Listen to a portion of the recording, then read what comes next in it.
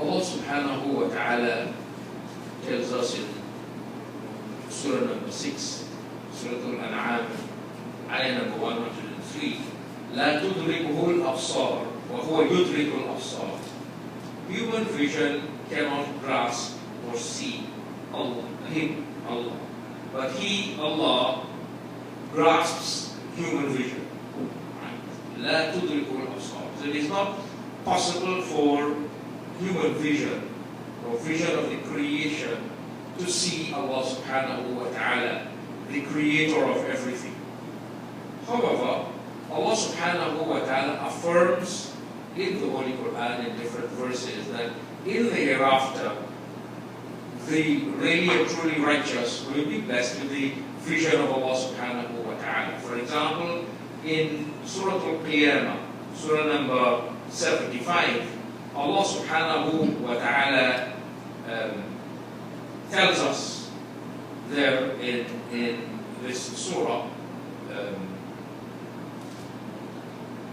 Surah Al-Qiyamah, that about seeing Allah subhanahu wa ta'ala. وُجُوهٌ يَوْمَئِذٍ نَاظِرَةٌ إِلَىٰ رَبِّهَا نَاظِرَةٌ. Some faces that day will beam in brightness and beauty, looking towards their Rabb.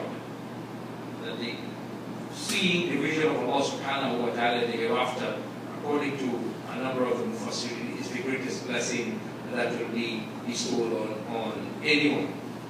Now, the discussion takes place that Allah subhanahu wa ta'ala is not confined by the 6 directions, above, below, right, left, and in front and behind. Allah subhanahu wa ta'ala is not confined by the 6 directions.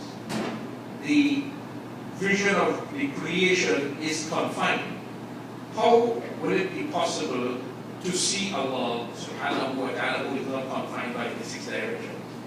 And basically what is said is that how this will take place we don't know. But we know that because Allah subhanahu wa ta'ala has affirmed it, that this will take place. Now this is in the hereafter. Now, on the occasion of the Mi'raj, I would like to read what Maulana says in Quranic Foundations, Structure of Muslim Society, Volume 1, pages 56 and 57, when he discusses communication between Allah subhanahu wa ta'ala and Rasulullah sallallahu alayhi wa sallam.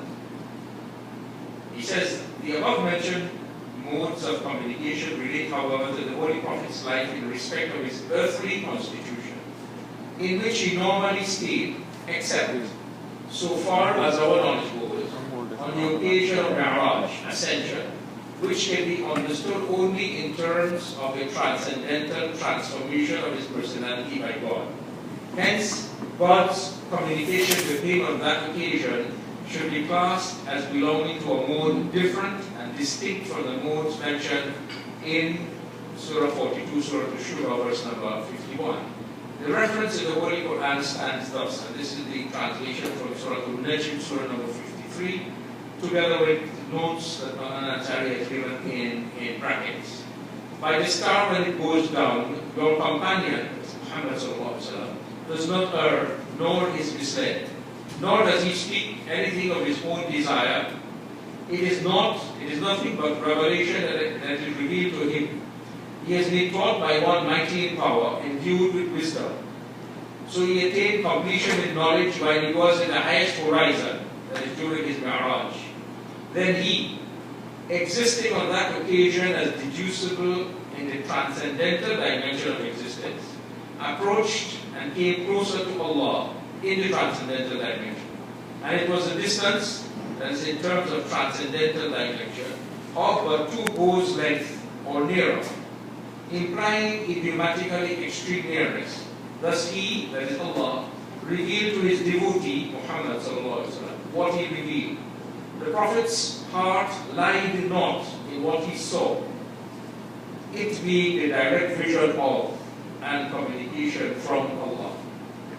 And then this is the note that he has after this. Note, some scholars who subscribe to no adequate notion either of the nature of human personality or of the dimensions of the personality of a messenger of God, whose view of religious verities is, for all practical purposes, either formalistic or naturalistic, consider it necessary to explain away or minimize every supernatural or metaphysical element in the Holy Prophet's personality. As such, they deny that the Holy Prophet, peace be on him, was blessed with the vision of God in his Mi'raj, saying that the person whom he saw was the angel Jibreel.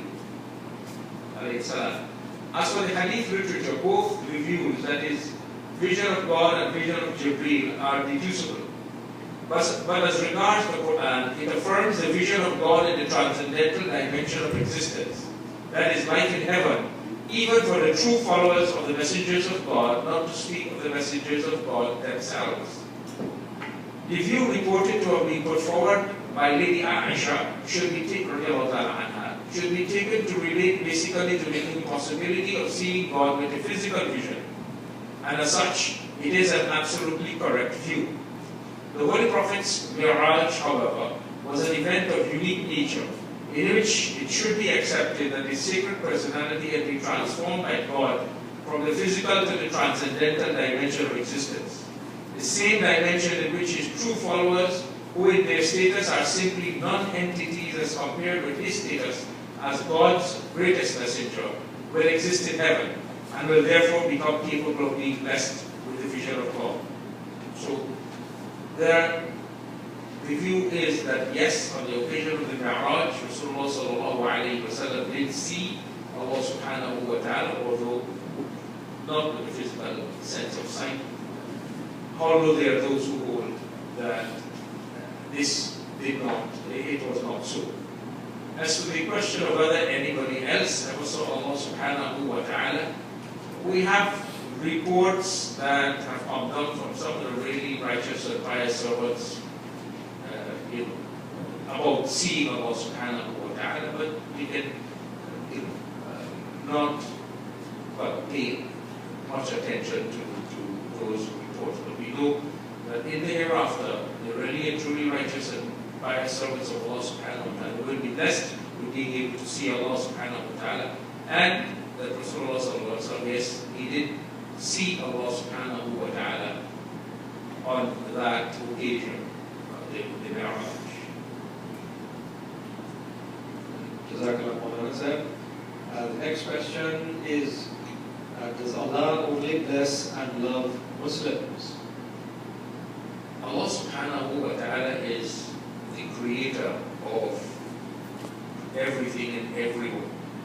And he loves all of his creation. And he blesses all of his creation. He provides, whether people serve him or don't serve him or rebel against him, he provides for them the needs for them to continue their lives here in this world. He provides the air for them, he provides water for them, he provides light and so many other things. So that Allah subhanahu wa ta'ala blesses all of his creation with material blessings and non-material blessings, blessings that are understandable by us and blessings that are not understandable by us. And it is human beings who themselves make their hearts, which absorb the non-material blessings, which are meant to absorb the non-material blessings of Allah subhanahu wa ta'ala, who make their hearts impervious to blessings, some of the blessings that Allah subhanahu wa ta'ala sends down. And so just as the rain falls on the whole area, but the rock cannot absorb that rain as the soil can, similarly the hearts of human beings, when they become hard, then the blessings come, those blessings, but they don't absorb. But Allah subhanahu wa ta'ala blesses all of his creation. He loves all of his creation. Just as a parent loves children, those who may be disobedient and those who are obedient. The parent does not hate or dislike. The parent still loves the children because they are the children of those parents. But then there is a special level of Allah subhanahu wa ta'ala for the righteous and pious and those who are striving for obedience and submission to Allah subhanahu wa ta'ala. And that is the love that, for example, Allah subhanahu wa ta'ala speaks of in the verse where He tells the Prophet قُلْ إِن كُنْتُمْ تُحِبُّونَ اللَّهَ فَاتَّبِعُونِي يُحْبِبْكُمُ اللَّهُ. Say, if you do love Allah, then follow me and Allah will love you. Now this is a different love from the love for all of the creation, for those who are following Rasulullah sallallahu alaihi wasallam. But it is not that Allah's love and blessings are confined only to those who are Muslims.